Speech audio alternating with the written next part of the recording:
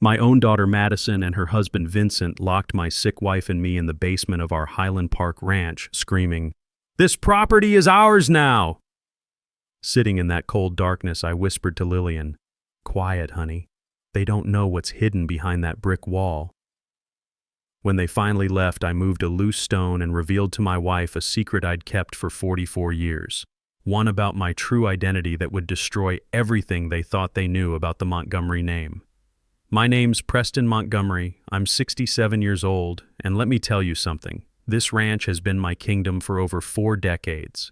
Built this place from dirt and sweat back in 1982 when I was just a hungry kid trying to make it in the oil business. 15 acres, right here in Highland Park, Dallas, where the old money flows like crude from a West Texas well. Hell, I can still remember when this was nothing but mesquite and dreams. The morning sun hits those oak trees the same way it did when Lillian and I were young and full of plans about building something that would last. We raised Madison right here on this land, watched her take her first steps on these polished hardwood floors I installed myself. This house witnessed our pride when she graduated from SMU, our excitement when she started that real estate business, and our happiness when she brought Vincent home as her fiancé. But that was 3 years ago. 3 long, suffocating years since they moved in with us, and brother, that's when everything went to hell. It started when Lillian had her diabetes complications. Madison suggested they move into the master suite upstairs to help out. "Just temporarily, Pop," she said with that sweet smile I'd been falling for since she was 5 years old learning to ride horses. We moved downstairs to what used to be my study so Lillian wouldn't have to climb stairs with her condition getting worse every day. Temporarily became permanently real damn quick, let me tell you. Their expensive crap took over every corner like some kind of invasion. Vincent's Wall Street suits hanging in our closets where my work clothes used to be. Madison's imported Italian shoes lined up where Lillian used to keep her simple garden boots. Their loud conversations about property values and investment opportunities echoed through rooms that once knew only gentle voices and family dinners around our old oak table. 43 years in the oil business taught me to read people like geological surveys, and I could see what was happening. These two weren't helping us. They were positioning themselves. Every day it got a little worse, a little more obvious what they really wanted. This morning started like every other hellish day we'd been living. I woke before dawn to prepare Lillian's insulin and fix her breakfast. She can barely manage much since her last episode, but her eyes still light up when I read her the local paper, especially the sports section. I was making her soft scrambled eggs when Madison appeared in the doorway wearing a silk robe that probably cost more than most folks make in a week. "That smell again," she said, not bothering to hide her disgust like she was talking about roadkill. "Pop, couldn't you cook something normal? This house always smells like a nursing home." I kept stirring those eggs, jaw clenched tight as a vice. "Your mama enjoys these eggs, sweetheart. They're easy for her to manage with her condition." "She's barely eating anyway," Madison continued, pouring herself expensive coffee from their fancy machine that replaced our old percolator. "Dr. Cross said she might need assisted living soon. Why pretend otherwise?" The casual cruelty in her voice, talking about her own mother like she was discussing disposing of old furniture. Hell, it made me sick to my stomach. This woman I'd raised, sacrificed everything for, was talking about Lillian like she was just some inconvenience blocking their path to Easy Street. I carried the breakfast tray to our bedroom, where Lillian sat propped against pillows, staring out at the gardens we'd planted together decades ago. Her hands trembled as I helped her eat, but she managed that small smile that had kept me going through 42 years of marriage. In that moment, surrounded by morning light and the roses blooming outside our window, I felt a flicker of our old peace. But peace was a luxury we couldn't afford anymore in our own damn home. The floorboards upstairs groaned under heavy footsteps. Vincent was awake, and soon he'd join Madison in the kitchen for their morning strategy session. They'd start their hushed conversations about things they thought I couldn't hear, market assessments, inheritance strategies, the burden of aging parents who refuse to face reality and just die already. Now here's where things get interesting, because their words cut deeper than they knew. As I sat beside Lillian, holding her fragile hand and watching her struggle with something as simple as eating eggs, I had no idea this would be our last normal morning in the home I'd built with my own 2 hands. But sometimes life has a way of forcing your hand when you least expect it, and what happened next changed everything between us forever. These two had been circling like vultures for months, and today they finally decided to make their move. I should have seen it coming. Hell, maybe I did see it coming, but didn't want to believe my own daughter could be capable of what she was about to do to the two people who'd given her everything. An hour later, the footsteps upstairs finally went quiet. I heard murmured voices, then the deliberate sound of dress shoes on our hardwood staircase. Madison appeared first in a tailored business suit, followed by Vincent in one of those expensive East Coast outfits that screamed money but whispered no class. Their entrance into the dining room carried an unsettling sense of purpose that made my gut clench like a fist. This wasn't their usual casual drift through the house. Hell no, this was orchestrated. They'd been planning this moment, and I could smell it on them like cheap cologne. Madison pulled out the chair at the head of our mahogany table, the spot where I'd sat for family dinners for decades, before speaking in that professional tone she used with difficult clients. "Pop, we need to talk. Seriously." Vincent sat beside her, folding his manicured hands like some kind of funeral director, eyes showing that predatory glint I'd seen too many times in bad business deals. They'd come prepared for war, and I was about to find out I was the enemy. "It's about the ranch," Madison said, still not looking directly at me. "With Mom's condition and everything that's coming, we've been thinking about the inheritance situation, the legal complications when the time comes." The coldness in her voice wasn't from her meaning. It was from how casually she delivered it, like she was discussing selling cattle instead of planning for her parents' deaths. 43 years building this place, and she was already dividing up the spoils while we were still breathing. Vincent leaned forward, voice smooth as snake oil. "We want to help you avoid problems later, Preston. You should transfer the property to Madison now. A simple gift deed. Just a formality to keep everything out of probate." He slid a folder across the table like he was dealing cards. Inside were official documents, already filled out, proof they'd been plotting this ambush for weeks. The ranch was appraised at $1.2 million. This would keep everything clean, no government interference when we couldn't handle things anymore. I didn't touch those papers. No. The word cracked through the room like a rifle shot. Madison's smile disappeared faster than oil money in a bad market. "What do you mean, no? We're trying to help you. Do you want your only daughter dealing with government offices and tax problems when you can't think straight anymore?" Vincent added, leaning back like he already owned the place.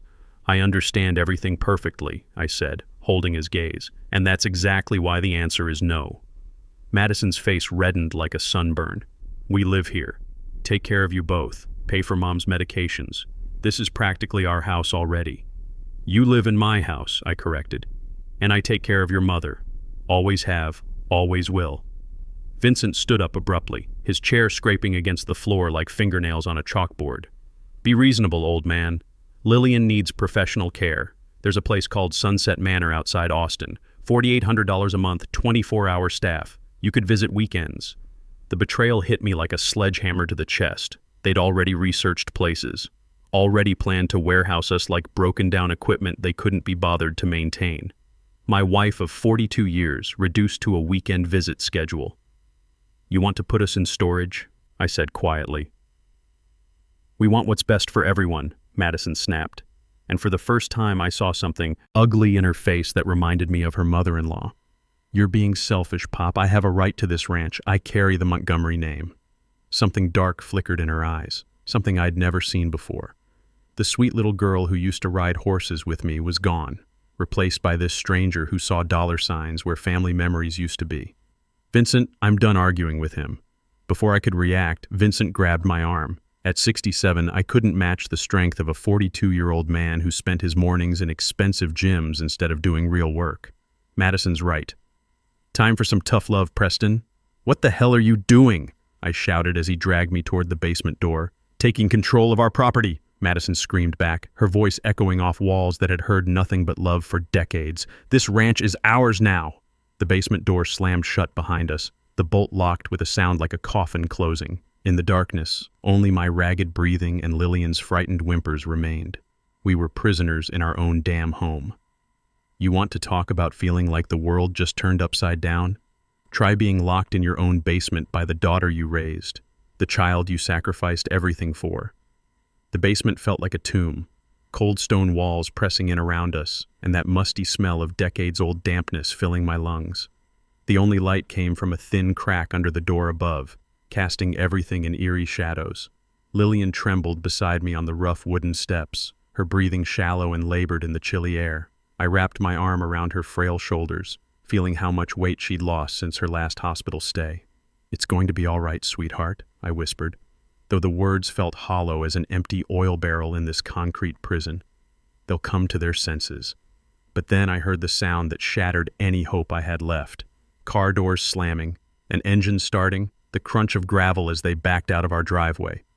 Madison and Vincent were leaving us here, locked in our own basement like discarded furniture they'd deal with later. The silence that followed was deafening.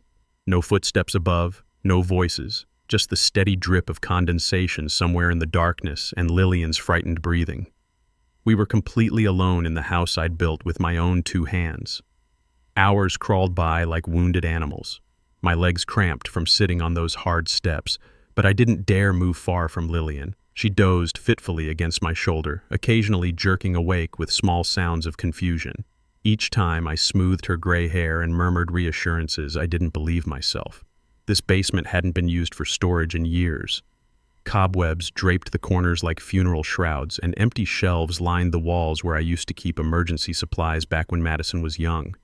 This was where I'd taught her to check the water heater, where we'd hidden Christmas presents when she still believed in magic. Hell, I even remembered the time she was 8 years old and got scared during a tornado warning. We came down here together and I told her stories until the all clear sounded. Now it felt like our crypt, and she was the one who'd put us here. As darkness deepened outside, that crack of light under the door grew dimmer.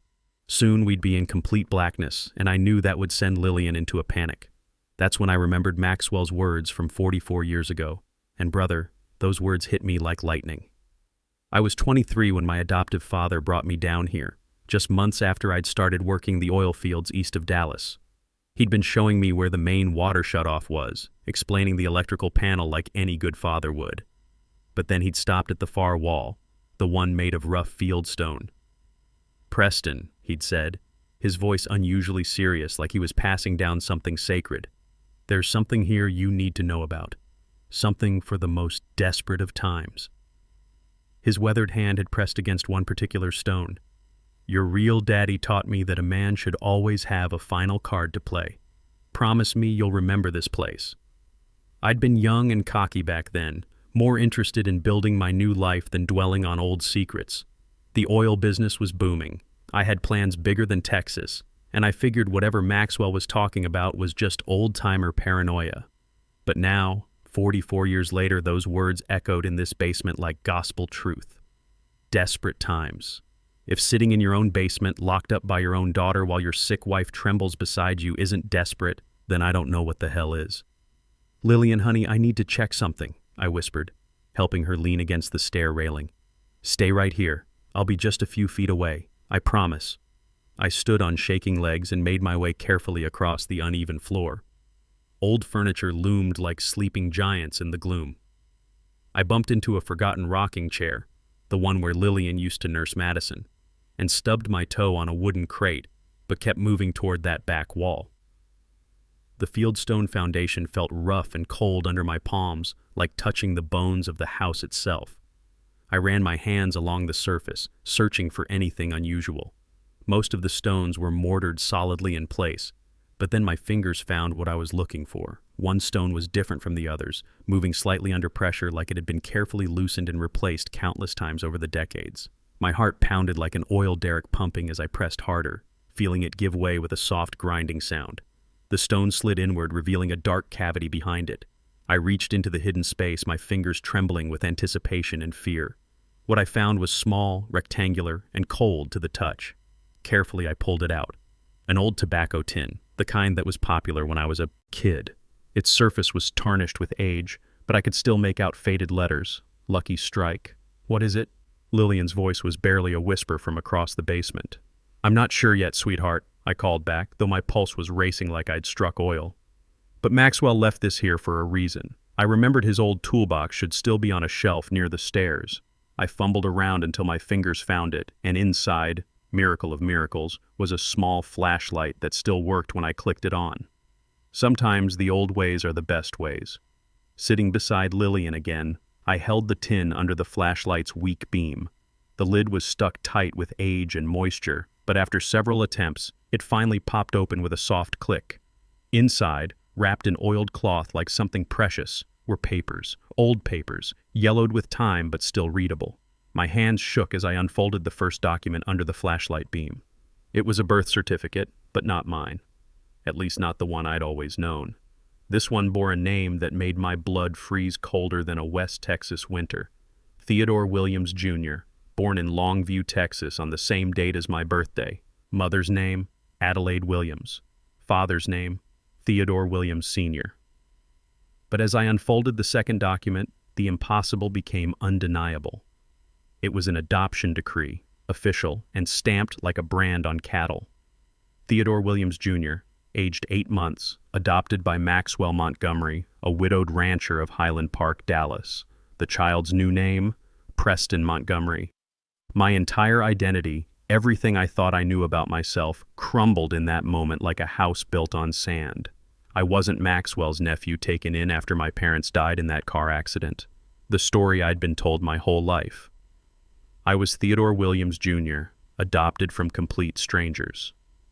The third document was a letter written in Maxwell's familiar handwriting, and reading it was like having the ground open up beneath my feet. My dear son, if you are reading this, desperate circumstances have brought you to this hiding place. Your father, Theodore Williams Sr., was the most successful moonshiner in East Texas during Prohibition, a brilliant man who built an empire from nothing, but the federal agents caught up with him in 1956.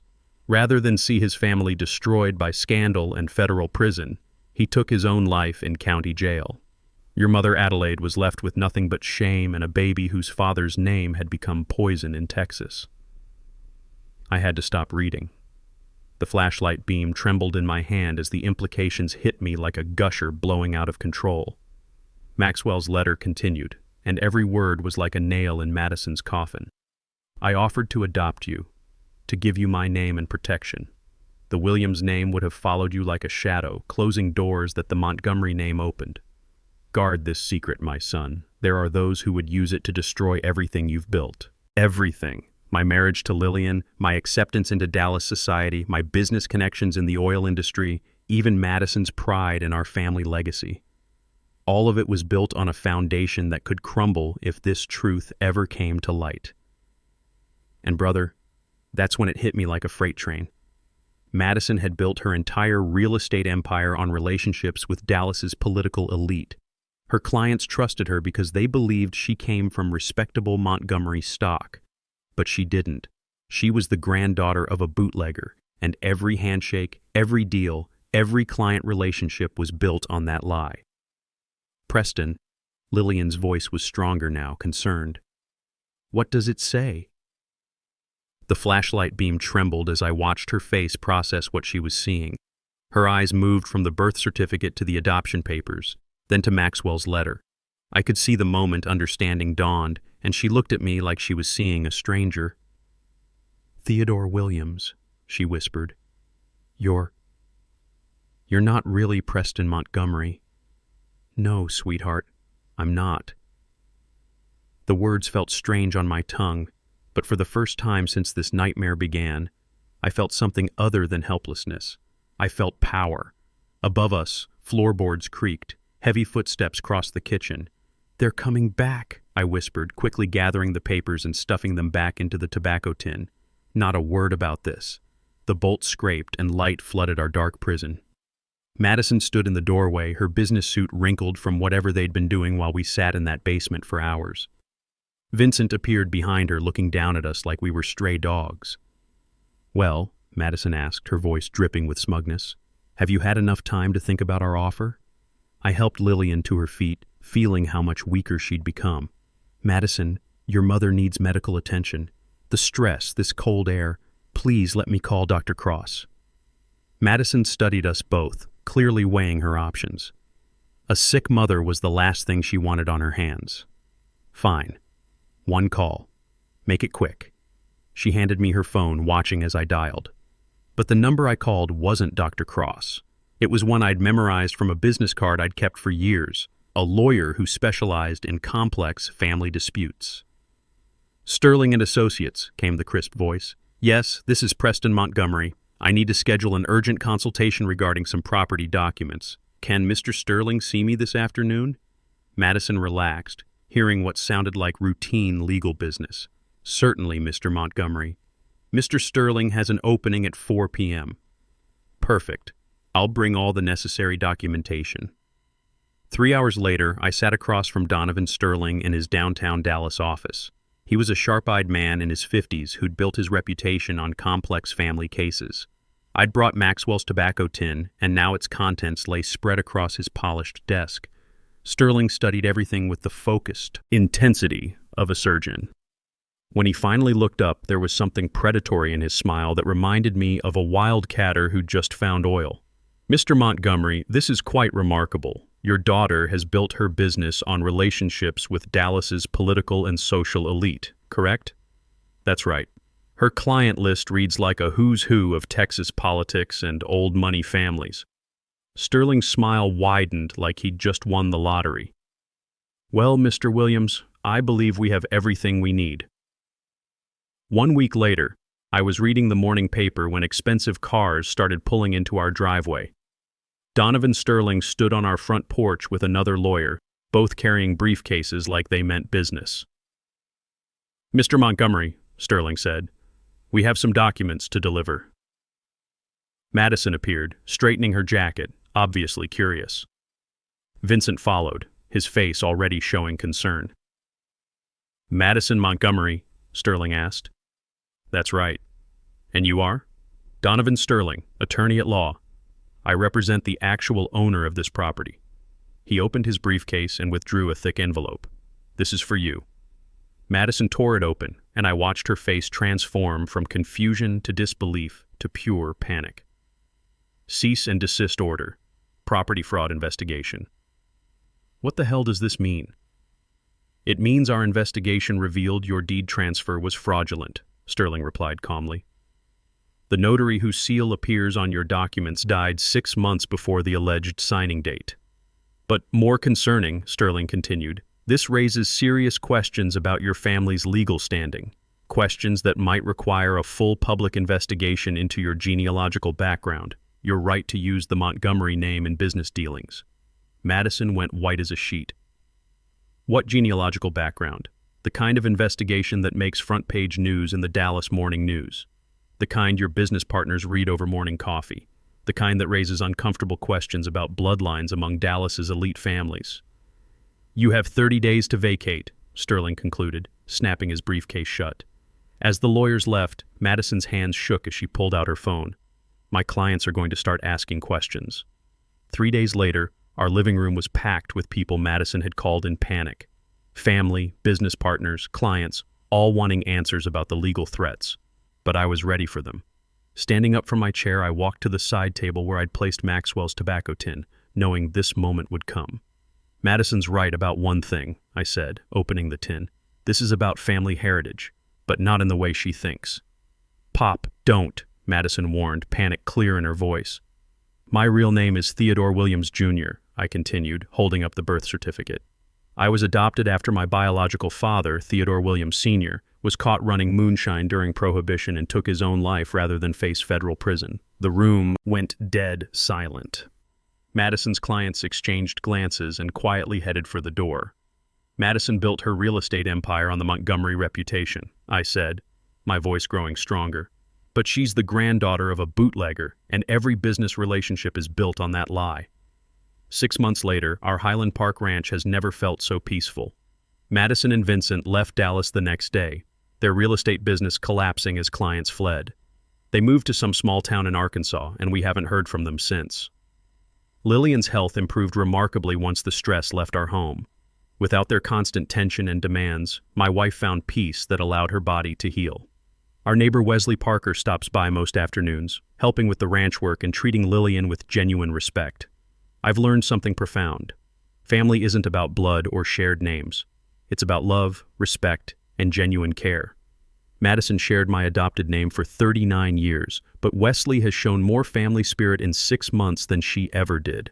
The Montgomery name I carried with pride and the Williams name I was born with, they don't define me. I'm simply Preston, a man who loves his wife, tends his land, and learned that standing up to greed can set you free.